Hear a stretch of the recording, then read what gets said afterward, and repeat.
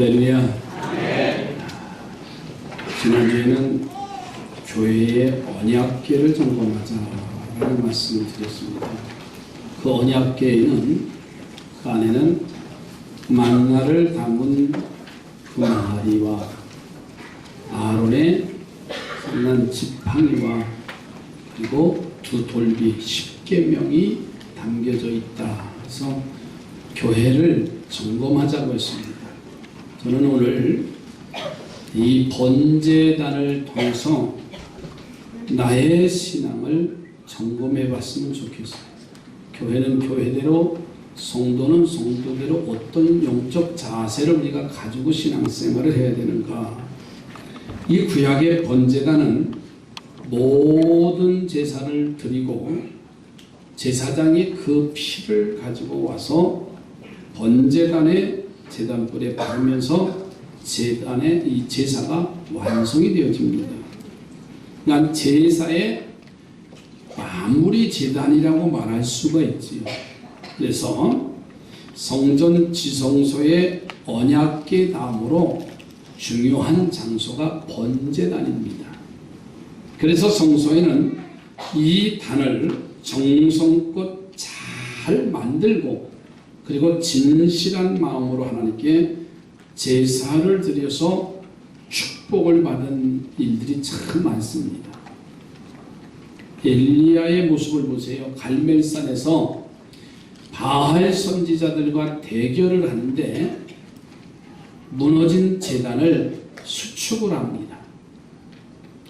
그리고서는 제물을 올려놓고 그리고 물을 길어서 그 위에 물을 붓고 하나님 앞에 간절히 기도하는데 불로 응답받아요. 할렐루야. 사무엘도 보세요. 미스바에 모여서 온전한 번제로 에베네셀의 축복을 받습니다. 솔로몬은 기브아에서 1000번제의 단을 쌓아서 하나님이 응답하시는데 그가 구한 지혜와 구하지 아니한 그 모든 것까지 받아 누리는 복을 받은 것을 보죠. 자, 그런데 이러한 번제를 통한 하나님의 응답과 축복은 제물의 종류나 장소에 따라서 하나님이 응답하는 것이 아니라 그것을 드리는 성도의 마음과 자세에 따라서 하나님이 응답하시는 사건을 볼 수가 있습니다. 지금도 예수님의 십자가로 구약의 번제단은 필요하지 않지만 영적인 번제단은 지금도 중요하고 필요합니다. 자, 그러면 우리의 영적인 번제단은 어떤 것을 가리키는가? 두 가지의 의미가 있습니다. 넓은 의미로서의 번제단은 우리가 매주일 드리는 예배 전체와 신앙생활을 지칭하는 말이에요. 그리고 좁은 의미로는 말씀이 흘러나오는 강단을 의미하고 있습니다. 이곳에서 우리는 온전한 번제단을 완성할 때에 응답과 축복과 승리를 이루게 될 줄로 믿습니다. 그래서 오늘 본문에 보면 바로 그 온전한 번제단을 이루는 방법에 대해서 아주 구체적으로 제시를 하고 있습니다.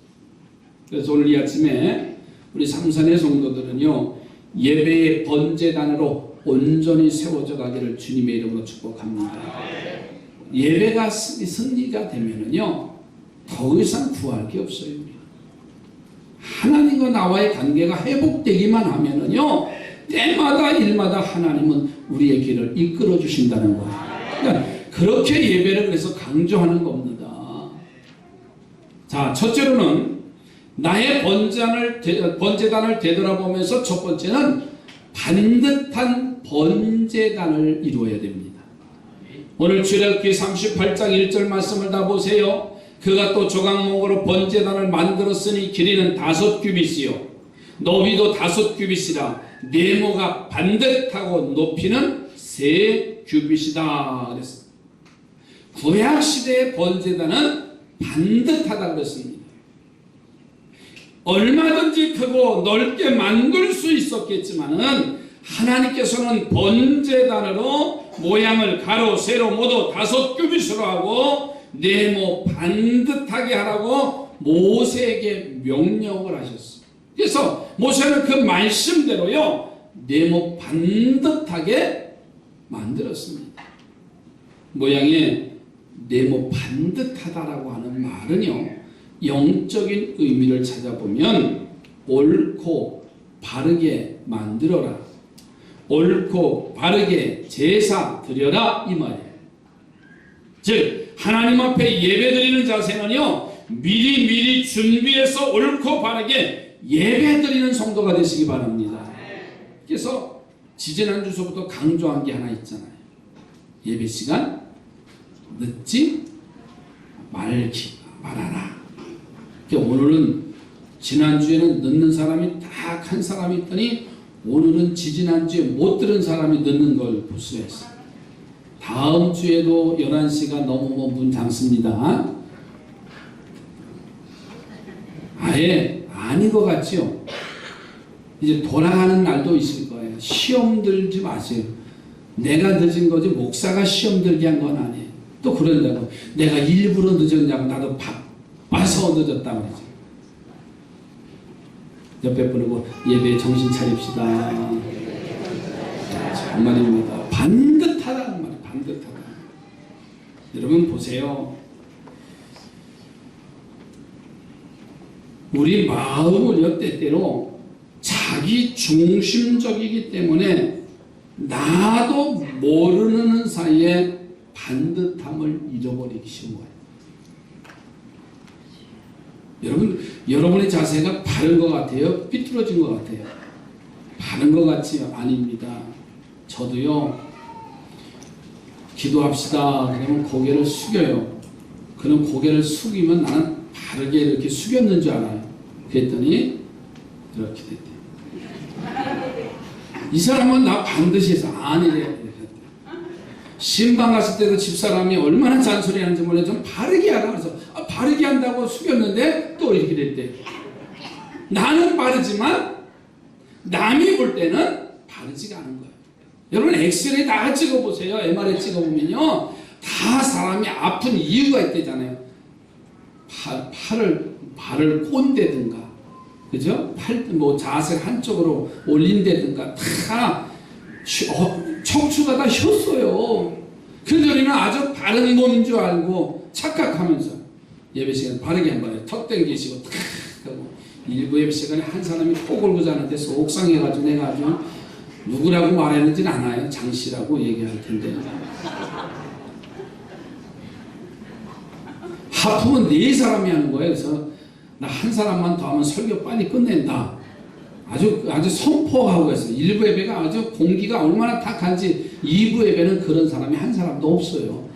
또 졸다가는 또 떨어져서 죽는 경우도 있으니까. 자, 반듯하다. 근데 내 마음으로 자꾸만 반듯하다 할 때 우리는 잘못된 경우를 발견하지 못하면서 착각할 때가 있다는 말이에요. 즉 하나님 앞에 예배드리는 자세는요 미리 준비하시기 바랍니다. 우리는 그 반듯함을 잃어버린 것을 전혀 모르고 살아가기 때문에 그래서 마음에 따라서 움직이고 행하는 것이 잘못된 것인 줄 모르면서 행동할 때가 많아요. 이런 잘못된 것을 우리 주님이 아시고서는요 우리에게 당부하시기를 주여 주여 하는 자마다 다 천국에 들어갈 것이 아니라 다만 누구의 뜻대로 아버지의 뜻대로 하나님의 뜻대로 행하는 자라야 할 것이다 그렇게 말씀하셨어요. 누구 뜻대로? 아니죠. 우리는 내 뜻대로 지금 신앙생활도 내 고집대로 내 방법대로 아주 그거 하나님 꺾어 놓으실 때는 언제쯤 되실까 기다리는 거예요. 하나님 꺾어 놓으시면 돼요. 지사 주녀님이 저에게도 몇 번 오셔서 목회하다가 그만두셨는데 암투병 생활을 하고 계셔서 지난 목요일날 우리도 좀 몸이 불편하다는 연락을 받고 제가 갔어요. 제가 그런 말을 했습니다. 형님 앞에 저거 띠동갑이에요. 형님 세상에는 보니까는요 아무것도 아닙니다. 아무것도 아닙니다. 목사인데 우리는 그냥 잘난 모습으로 우리는 살 때가 얼마나 많습니다. 아니 형님 앞에서 설교하고 왔어요. 그리고 기도해드리고 나니까 눈물을 뚝뚝 흘리죠. 닭똥 같은 눈물을. 그 고통 속에서 헤매면서 그 통증 때문에 감당하지 못하면서. 여러분, 우리의 잘못된 생각이 다르다고 착각하지 마세요. 오늘 목사님 책에서 읽은 내용인데요. 그 목사님이 아주 젊었을 때 전도사 시절에 얼마나 뜨거워요. 친구 전사님하고 등산을 가다가 아주 좋은 산을 올라가다가 절이 하나 있더래요. 그래서 절에 갔더니 그 법당에 이렇게 보니까는 아주 고요하고 사람도 없는데 풍금 하나가 있더래요. 이야, 잘 됐다. 그리고 이 두 전도사가 법당에 들어가서 풍금 뚜껑을 열고서는 건반을 눌러보니까 제법 나오더래요. 그래서 대부분 점사님들이 반주를 웬만큼 하잖아요. 그래서 풍금을 발로 밟아가면서 그러면서 예수님 찬양 하면서 찬송하고 영적으로 예수 이겼네, 예수 사탄을 이겼네 하면서 법당 앞에서 그냥 소리 지르면서 찬송을 했대요. 얼마나 그 뜨거운 열정, 열심히 찬양을 하다가 무언가 무심코 그 법당 문 쪽을 이렇게 내다보니까 저 멀찌감치 노승이 밖에서 뒷짐을 지고 왔다 갔다 하면서 쳐다보고 있더래요. 얼마나 마음이 뜨끔했는지. 그런데 스님이 가까이 오지 못하는 것을 보고서는 더 용기를 얻었대요. 야, 우리가 영적으로 센가 보다. 그리고 열심히 보다 예수님 찬양 그 법당 안에서 열심히 찬송했대요.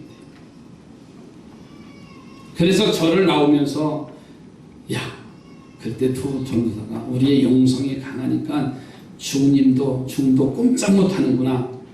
자신들의 능력과 용기를 자찬하면서 그 산을 내려왔대요. 그런데 한 20년이 지난 날 자신이 젊었을 때 행동을 돌아보면서 그때 자기가 옳은 일이냐 용기 있게 법당에서 찬양을 불렀는데 만일 지금 내가 섬기는 이 교회 안에 본당에 와서 젊은 중들이 목닥을 두들기면서 불경을 외워가면 나는 어떻게 하겠느냐 이 생각이 들더래요. 만약에 우리 삼산교회 앞에서 문이 항상 열려져 있는데 스님이 지나가다가 한적하니까 여기서 그냥 목닥이나 두들기자 하고서 여기서 목닥 두들기고 법화경이나 외우고 있으면은 어떻게 하실래요? 예? 쫓아내야죠. 이게 사람의 마음이잖아요. 그 목사님이요, 정말 예수의 이름으로 마귀는 쫓기다고 찬양하는 것이 옳은 일이냐라는 것을 자기가 되돌아봤다는 거예요. 물론 땅밟기라고 하는 우리 기독교 젊은이들 운동이 일어나서 막 절에 가서 막 난리치고 했던 그런 일들이 있잖아요. 참 다시 생각을 만약에 해봐요. 입장을 바꿔놓고 생각하면 우리는 당장 소리치면서 나가라고 그냥 고래고래 소리 지를 텐데 이 스님은요 그 광경을 다 보면서 뒷짐지고 법당 마당에서 끙끙거리면서 돌아다녔던 그 모습을 보면서 얼마나 큰 스님이었을까. 그죠? 입장을 한번 생각해 보세요. 이것이 바로 사람의 마음이라는 거예요. 때로는 옳다고 인정하고 용기 있게 행하는 것이 도리어 선이 아니고 덕이 아니고 참이 아님에도 불구하고 마음에 옳다고 생각하는 것 때문에 마음대로 행하는 우리의 행동이 있다는 거예요. 이런 옳지 않는 마음을 버리고 좀 넓고 큰 선을 행하는 마음을 바로잡는 것이 바로 반듯한 번제단을 만드는 참된 영성이라는 거예요. 오늘 우리 마음을 다시 한번 되돌아보기를 바랍니다. 그리고 반듯한 마음, 참, 진리, 선을 행하는 마음을 가지고 하나님의 전에 와서 예배할 때 하나님께서는 우리의 영적 번제단을 기쁘시게 받으고 그 예배를 응답하시고 놀라운 축복으로 함께 하실 줄로 믿습니다. 반듯한 번제단을 우리가 만드는 거예요. 옆에 보고 반듯한 번제단을 만듭시다. 내 신앙의 잣대로 짓는 게 아니라 주의 말씀의 제단에 반듯하게 하면 오늘 우리는 부끄럼 당하지 않을 겁니다. 두 번째로는 가치 있는 번제단을 만들어야 됩니다. 오늘 2절 말씀해 보세요. 그 네 모퉁이 위에 그 뿔을 만들 때 그 뿔을 제단과 연결하게 하고 제단을 노스로 쌌으며 그랬어요. 출애굽기 30장 2절 말씀에 가서 보니까는 단 상면과 전후 좌우면과 뿔을 순금으로 싸고 그 위에 금태를 두르라 그랬어요. 그러니까 제단의 뿔을 보니까는 하나님의 구원과 하나님의 능력을 상징하는 겁니다. 그 네 구퉁이에 반듯하게 되고 그 모서리에다가 이 제단 뿔을 만들어 놓은 거예요. 그리고 뿔을 만들어 놨는데 거기다가 금을 입혀 놓으라고 그랬어요. 그래서 정금으로 싸고 제사를 드릴 때에는 그 뿔에 제물의 피를 발라서 하나님 앞에 드립니다. 노시나 금으로 장식한 것이나 그것에 제물의 피를 바른다는 말은요, 속죄함과 귀중함을 상징하는 거예요. 자, 그러니까 하나님이 이 말씀을 통해서 우리에게 바라시는 뜻은 뭐냐면 우리의 예배를 가치 있게 만들라는 거예요. 그래서 하나님 앞에 드리면 하나님이 응답하시고 하나님 축복하신다는 거예요. 이제 우리는 예배를 금과 같이 귀하게 여기시고 언제나 가치 있게 만들어 가시기를 주의 이름으로 축복합니다. 와서 주일날 1시간 예배를 드리는 이 자체를 우리는 가치 있게 만들어야 돼요. 그 내가 만드는 겁니다. 와서 그냥 준비도 안 된 모습에서 와서 예배 드리고 와서 하품이 나고 와서 좋을 때만 가고 그러면 아무런 의미가 없어요. 적어도 주일을 위해서 준비하고 말씀을 사모하고 그리고 예물을 준비하고 그래 정성을 다해서 하나님 앞에 예배하면요 그 예배는 가치가 있는 거예요. 근데 이 예배의 가치를 알지도 못하면서 내가 대충 바쁜 대로 살면서 하나님 앞에 가치를 말한다는 것은 얼마나 어리석어요. 그래서 예배의 가치를 만들기 위해서는요 시간을 귀하게 여기는 성도가 되시기 바랍니다. 예배 시간을 아주 귀하게 만들어야 됩니다. 주일날 9시, 11시 예배는 아주 가치 있게 만드는데 오후 예배가 좀 문제가 돼요. 어제도 말씀드렸잖아요. 찬양단들은 한 15분 전에 그들이 준비하고 기도하고 찬양하는데 우리는 아직도 할 일이 많아가지고 쉼터에서 차 마시고 누워 계시다가 제일 우리끼리는 괜찮은데요. 외부 손님 올 때가 제일 민망해요. 우리는 그냥 제가 봐드리잖아요. 아시죠? 근데 외부 손님이 오면은 지난주에도 강사님이 오셨으면 그냥 눈치껏 좀 빨리 올라오시지. 이래야 올라오니 말이에요. 그냥 시간을 귀하게 여겨야 됩니다. 적어도 준비한 그런 믿음. 그러니까 우리가 하나님 앞에 드리는 예배보다 자신의 편리함을 더 중하게 여긴다면 그 예배는 예배가 아닙니다. 우리는 예배를 가치 없게 여기면서 하나님은 우리가 드리는 예배를 가치 있게 여겨서 응답해 주시고 축복해 주시기를 바란다면 그것은 잘못된 사고고요. 잘못된 자세일 수밖에 없어요. 또 두 번째는 단정한 의복과 반듯한 자세로 예배가 되어야 됩니다. 예수님의 비유 속에서 강건하여서 그 잔치자리에 내 집을 채우라고 나가서 거리에 가서 손님을 불러왔어요. 그런데 그 초대된 사람들 중에서는요 예복을 입지 않는 사람들은 왕이 책망하고 그 잔치자리에서 이제 제외버려놨어요. 예수님께서 예배에 단정한 바른 복장을 원하시는 예수님의 마음에 담겨 있는 것을 볼 수가 있어요. 그냥 설거지 하다가 옷 뒤집어 입고 와서 들어오고, 와다 보니까 양말이 짝짝이로 씹혀 있어 오고, 와다 보니까 아래 부위가 다 틀리고, 그럴 때가 있어요, 없어요? 저도 어떤 때는 새벽에 분주하게 내려다보면 머리가 헝클어져 있어요. 그래서 막 불안해요. 아, 성도들이 날 보고 어떻게 할까? 그래서 거울도 갖다 놨잖아요. 살짝 보면서, 요즘은 집사람과 잘 이렇게 소통이 잘 안 돼요. 막 저기서 이렇게 했는데 난 뭐라고 하는지 머리 뜯는다는 건지 뭐는지 잘 안 돼가지고 나 혼자 거울을 이렇게 보면서 넥타이를 이렇게, 집사람이 이렇게 하면 넥타이를 여기다 보면 넥타이가 삐뚤어졌다는 거예요. 그러면 알았다. 근데 요즘은 잘 안 돼서 거울 보는 거야. 이제 나이가 드니까 소통이 잘 안 되는 것 같아요. 그러니까 단정한 의복. 이제 여름이 지났습니다. 어떤 분들은 여름에 그냥 속이 다 보이는 거 입고 나 좀 봐주세요 그러는 것 같아. 보긴 누가 봐요. 어떤 사람은 그냥 아직 바지가 아주 짧아가지고 그냥 보일 듯 말 듯 보일 듯 말 듯. 다 지나서 여름 지나서 얘기하는 거예요. 그러니까 예배 때는요, 이제 단정한 의복이 중요해요. 또 반듯한 자세도 얼마나 중요한지 몰라요. 하나 팁을 드릴게요. 좋을 때도 눈 뜨고 주무세요. 그러면 좋은지 안 좋은지 몰라요. 그리고 입이 안 내려오면 돼요. 근데 좋으니까 아예 눈을 감고 아예 팔짱까지 껴, 거기다가 아예 발까지 꽉. 그럼 어떻게 되는 거예요? 싸우게 되는 거예요? 뭐 하게 되는 거예요? 그러니까 자세를 보면 알아요. 예배 시간에 우리의 자세를 생각해야 됩니다. 아멘이지요? 단정한 의복. 그래야 예배의 가치를 우리 스스로가 만들어가는 거예요.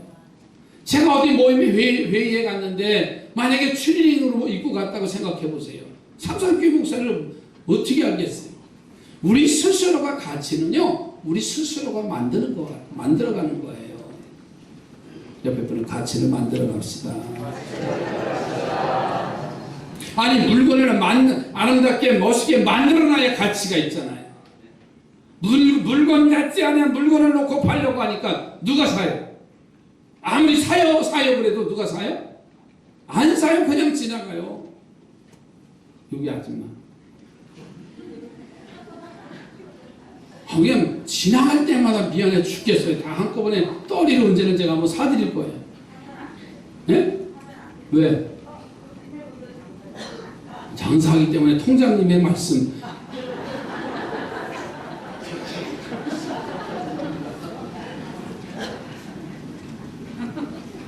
필요한 것을 만들어 놓고 물건의 가치를 만들어 놓으면 사야 안 사요? 사는 거예요.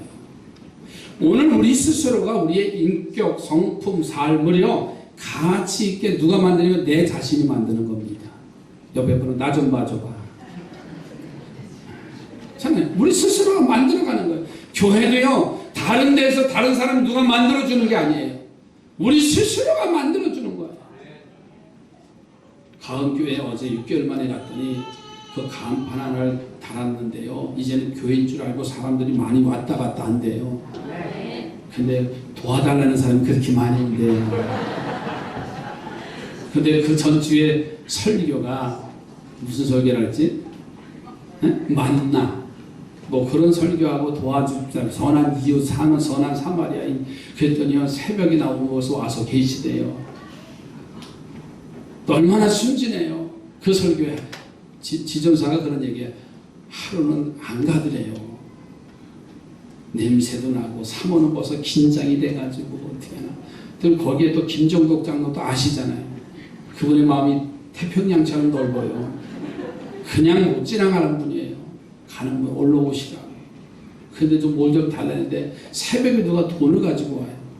그래서 그 새벽에 아침에 먹을 것 가서 죽을 끓여서 스프를 끓여서 이렇게 드리고 그랬더니 너무너무 좋아하더래요. 다음에 또 온다 그랬더래요. 교회의 가치를 그 교회가 만들어가는 거예요. 성도의 가치도 우리 스스로가 예배하면서 준비되고 가치를 만들어가는 거예요. 마치 상품을 만들어가는 거예요. 그러면 오지 말라고 해도 필요한 사람은요, 그걸 사기도 하고 이제 그걸 구입하기도 하고 필요하면은 그것을 얻기도 한다는 사실이에요. 오늘 우리 스스로가 예배의 가치를 만드시기를 바랍니다. 은혜가 있다 없다고 하는 것은요, 내 스스로가 가치를 만들지 못하기 때문에 은혜가 있다 없다라고 하는 거예요. 세 번째로는 자신을 바라보는 번제단을 이루어야 됩니다. 오늘 8절 말씀해 보니까 노소로 물두멍을 만들고 그 받침도 노소로 하였으니 곧 회막문에서 수종드는 여인들의 거울로 만들었다 그랬어요. 번제단이 함께 만든 것은 물두멍입니다.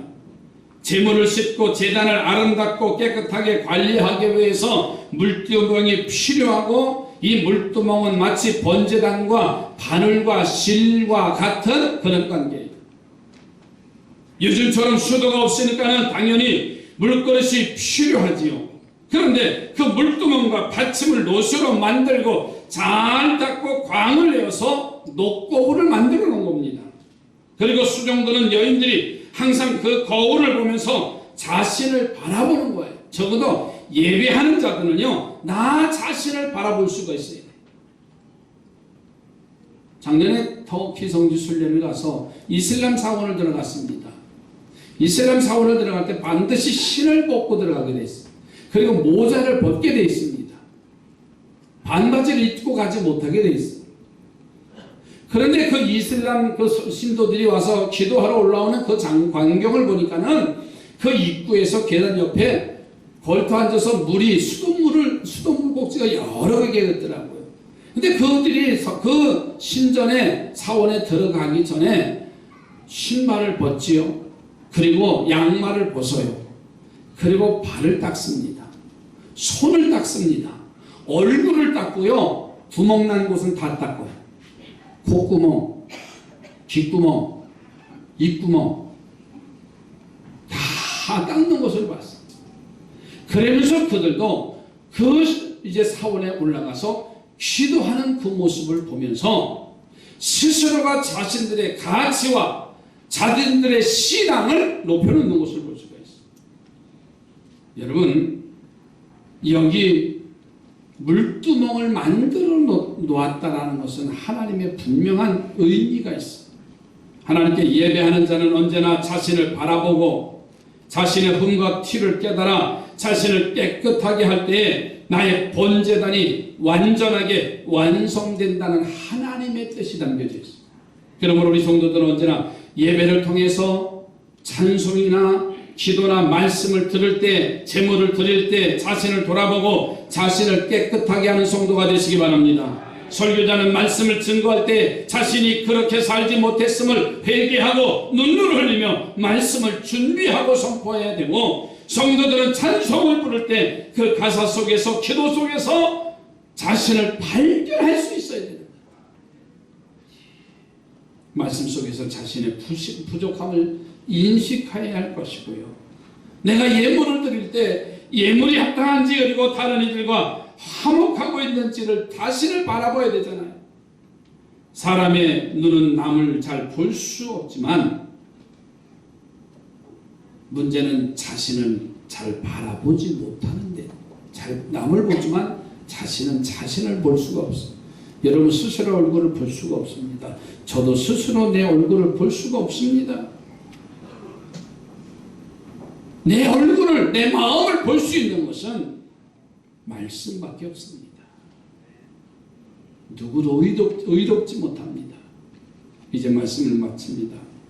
오늘 나를 바라보는 작은 눈을 큰 눈으로 여시고 하나님께 예배하셔서 하나님이 기뻐하시는 우리 삼산의 성도들이 되어져 가시길 죄로 축복합니다. 기도합니다. 하나님 감사합니다.